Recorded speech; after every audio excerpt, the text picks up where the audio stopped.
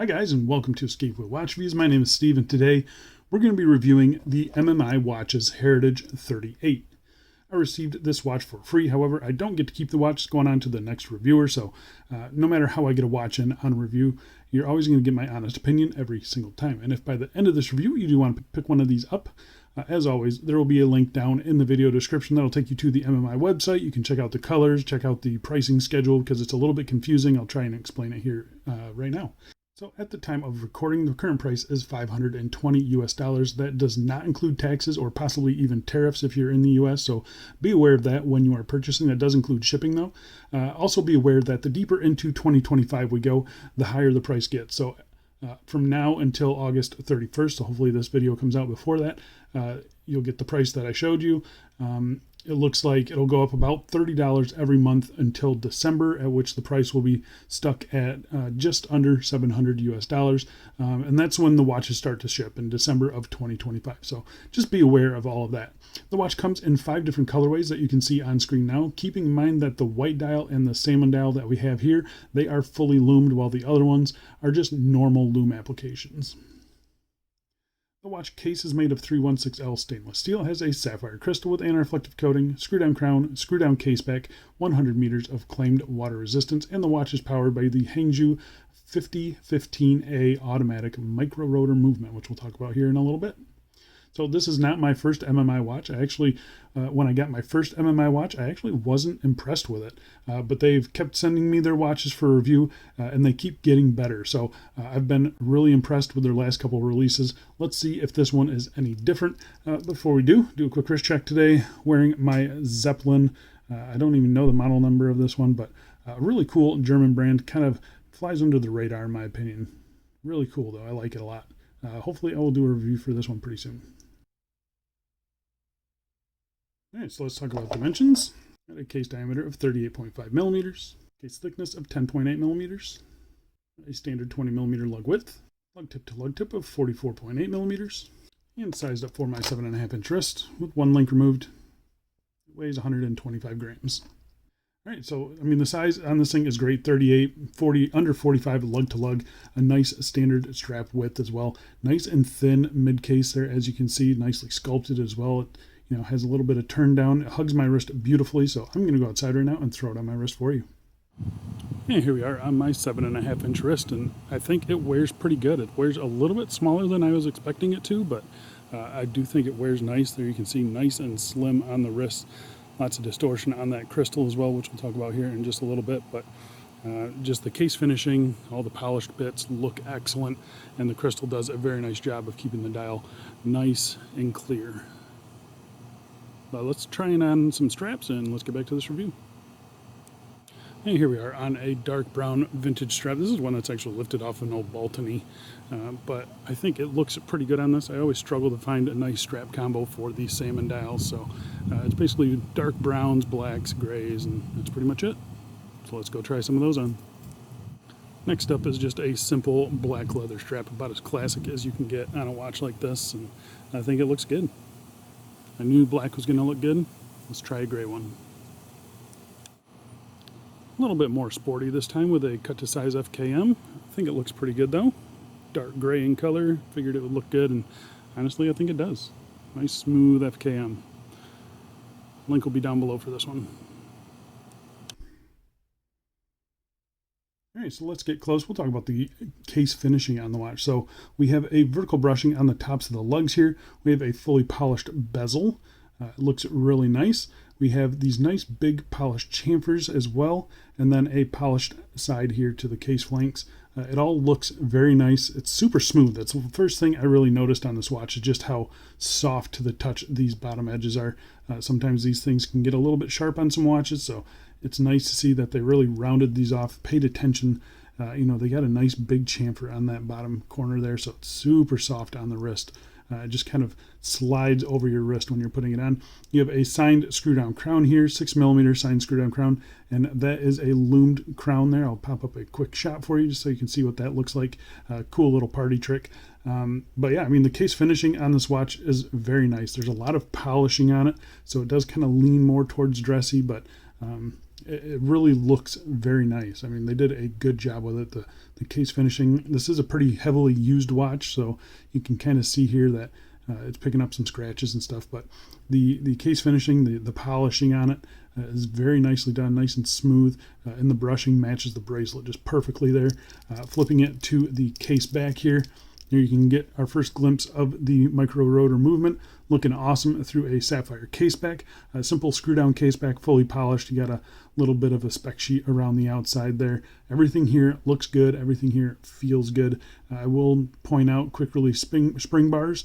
This is one of the few watches that I can actually feel those while it's kind of going on wrist, so it doesn't feel the greatest going on wrist, but once it's on there, it never bothered me. So it's just something that I wanted to point out to you guys. But yeah, other than that, everything here is done very nice, very smooth, and it just feels like a nice, high-quality piece. So yeah, I'm pretty impressed with the case finishing on this watch. They did a good job with it.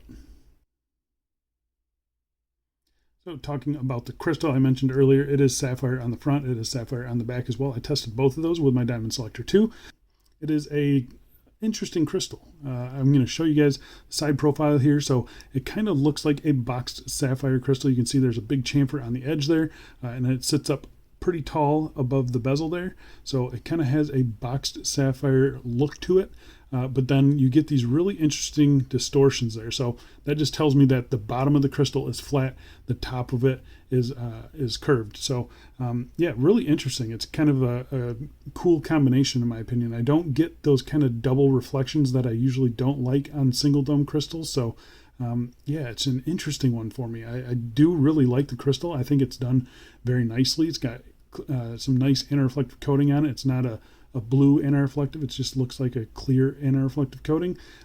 Keeps the dial nice and legible. So yeah, this is actually a really interesting crystal. I don't see too many of these, but yeah, I think it looks really good. I like those distortions there, as long as it doesn't add any extra reflections, and I really don't see those reflections on this one. So I am overall pretty satisfied with this crystal.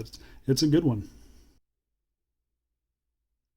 So getting up close, talking about the dial on this watch, there is a lot going on. So you can see around the outside, we have a date indicator, and they basically just took the date wheel and blocked out one of the sections there. So you can see here, I wish they would have chosen like a more contrasty color, either white or black might have been okay for this dial. It kind of blends in a little bit. It takes me a few seconds just to find it, but other than that, I think it's a really interesting and cool way to do the date. They did it on one of their previous watches. I liked it there. It's almost like a pointer date kind of, but without the extra hand. So really interesting and unique. It adds a lot of depth to the dial too. It's kind of a sandwich style of dial, as you can see here. So yeah, really interesting. I think it looks pretty cool. The central actual dial section of it, you can see is somewhat kind of raised above it, above that outer track. So again, really interesting, lots of depth going on here. You have this outer section which is raised, which has the numerals on it, a little bit sunken section around the pinion there, and then another sunken section there for the subdial, which has got some nice concentric rings and some nice printing on it. You have the minimal MMI logo there, and then automatic at 6 o'clock. The handset that they used, really nice handset, perfectly sized. You can see the hour hand reaches right out to that little ring there, and the minute hand reaches right out to the minute track. It's all done very nice. You got some nice printing. The dial is a really interesting tone. It's coming across, as far as what I'm seeing on camera here, it's a little more tan than what I'm seeing in real life. It's a pretty pink dial. So just go in knowing that. Hopefully it shows up a little bit better once I get it onto the computer, but through the phone screen, it's looking kind of tan here, but it's definitely more of a pinkish hue to it, a very salmon-y color, I will say. My wife said that it's orange. I say it's pink, so pinkish orange salmon. So yeah, I think it's really an interesting dial, lots of layering to it. And like I mentioned earlier, this one is a fully lumed dial, but you also have lume on the hour markers and on the hands too. So I'm going to pop up a lume shot here. You can see it against a couple other watches in the collection, and even another fully lumed dial. And it does okay. It's not the best lume. It's much better than the Bracelet was, but it's still not super legible even in the middle of the night, because all that lume kind of blends into itself. So I wish they would have just used some more contrasting colors, and it could have been done a little bit better. But yeah, I could still read it in the middle of the night. It was just a lot harder than I want it to be. So yeah, just something to think about. It's kind of more of a party trick than something that's going to be actually super useful for you. So yeah, just think about that. Think about the other colors as well. So yeah, I do like the setup though. It's actually pretty cool. All right, so let's talk about the movement inside. So the movement inside, we'll just flip it over so you guys can take a look at it. Actually, I'm going to take it off the bracelet here real quick. So there is the movement. It's the Hangzhou right there, Cal 5015A. It's a beautiful movement here. It does have an MMI assigned rotor there. It's just the normal rotor that you get on this movement, but you can see there's some decoration there. It's got some perlage and some stripes, and it's just a very nice looking movement. And I mean, the big thing is keeping it super thin. So yeah, it's a really cool high beat movement as well. So here's how this one has been running. It's been running okay for me.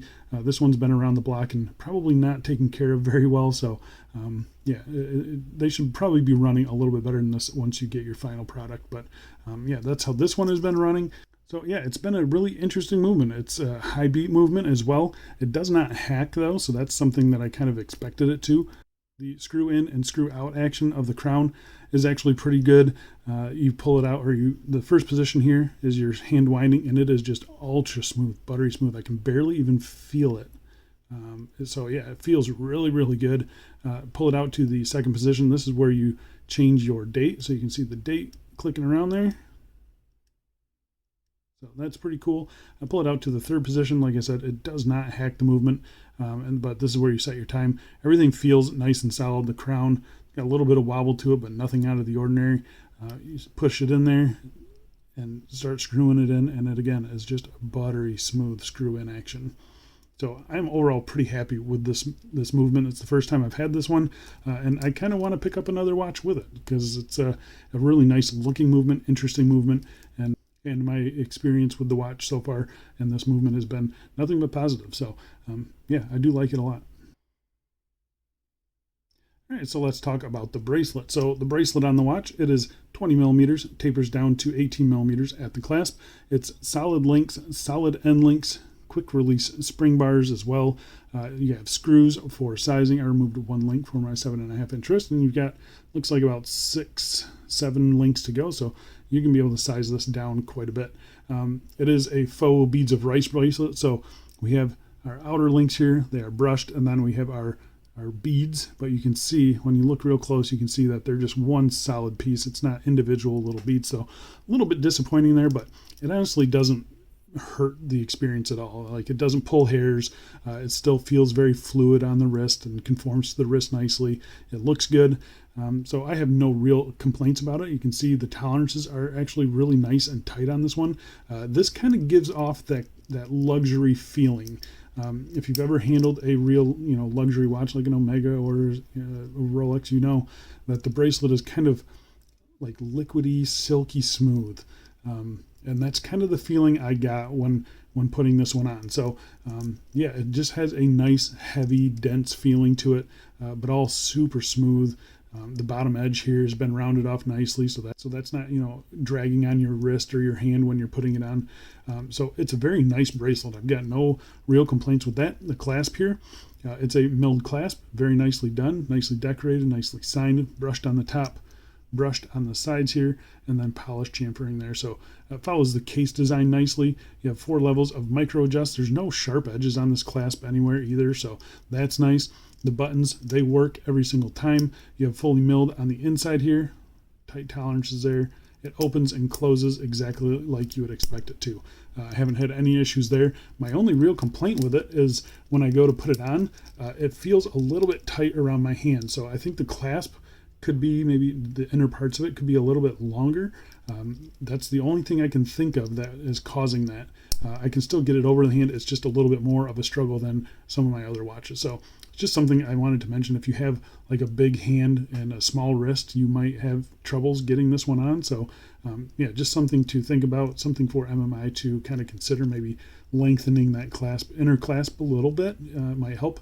But for me, it's fine. It's something that I would, be okay with in the long run. It's just something I thought I would point out. So I actually do like the bracelet on this watch. It's actually pretty darn good and finished well. Quick release spring bars are an awesome added bonus. So yeah, pretty happy with it. So there you go, guys. If you're looking for kind of a go anywhere, do anything kind of dressy piece, comes in some interesting colors, comes with a really cool movement, nice and thin as well. This is a watch that you should consider. MMI is kind of hitting it out of the park with their last few releases, and yeah, this is no different. This one is excellent. There's not a whole lot I can complain about on this watch. I think it's very nicely done. The finishing is great. The crystal is very nice. The fully lumed dial could be a little bit stronger, but it's really not anything that I can complain about too much on a watch like this. The bracelet is actually pretty good too. I'd like to see individual little beads, but it doesn't detract from how good the strap is. So yeah, I can't really fault them too much. And just the finishing on the case and the bracelet makes this thing just super smooth and super comfortable. So it's been kind of a dream to wear, especially given the fact that it's super slim as well. So yeah, really a cool watch. I want to thank MMI for sending this one over. This one will be going on to the next reviewer. So I think that's it for me. Thanks a lot for watching, guys, and I'll see you in the next one. See ya.